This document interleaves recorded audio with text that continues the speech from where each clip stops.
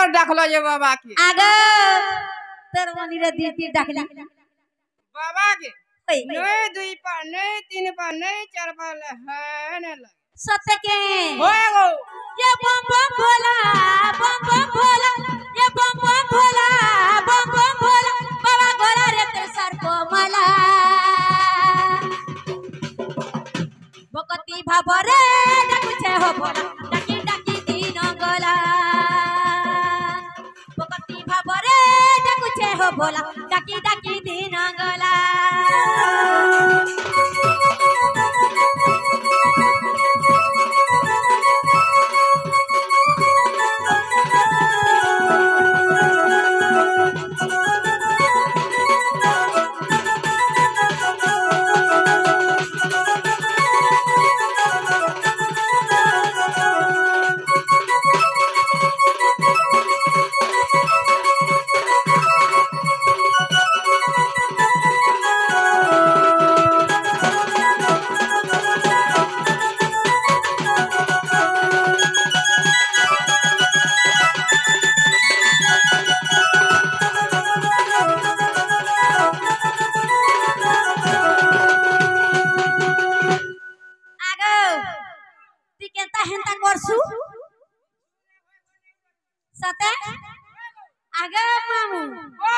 किछु है ने डर बो बसु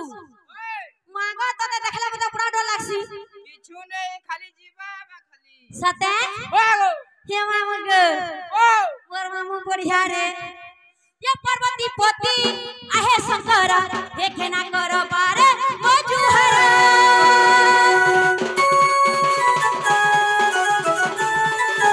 ए पार्वती पोती आहे शंकर हे खेना कर बारे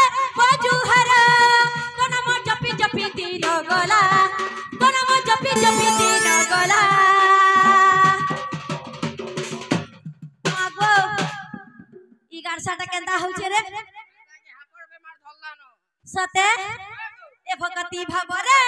कुछे हो बोला डाकी डाकी दिन गला भगती भाबरे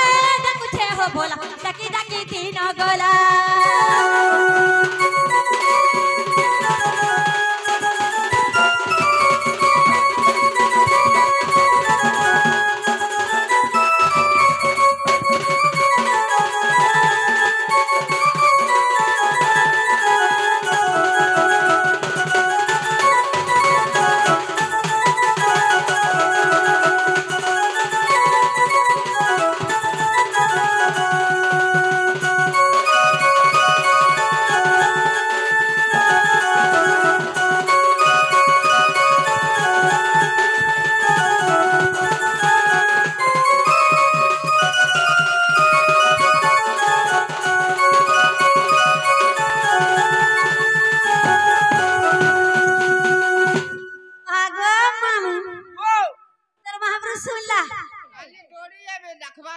सत्य के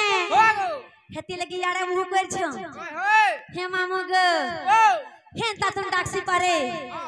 सुनबे सत्य हमें कहानी परे ये जिमी जिमी बोली नहीं जाई पारो छे ये जिमी जिमी बोली नहीं जाई पारो छे आ तो नीला चल रधमो के ये जोगाने रे नहीं जातर पूरी धाम के मागो एरे देव छड़ करे करे कथा करसी सते आगे माऊ ने ती बड़े कुटियाऊ बेचुर बीस नहीं जानी है सते के अगर तुमरा बेचुर बीस नहीं थे अरे चल करवा पूरा थोड़े लछावा बोले सते के होएगो आगे बने अछि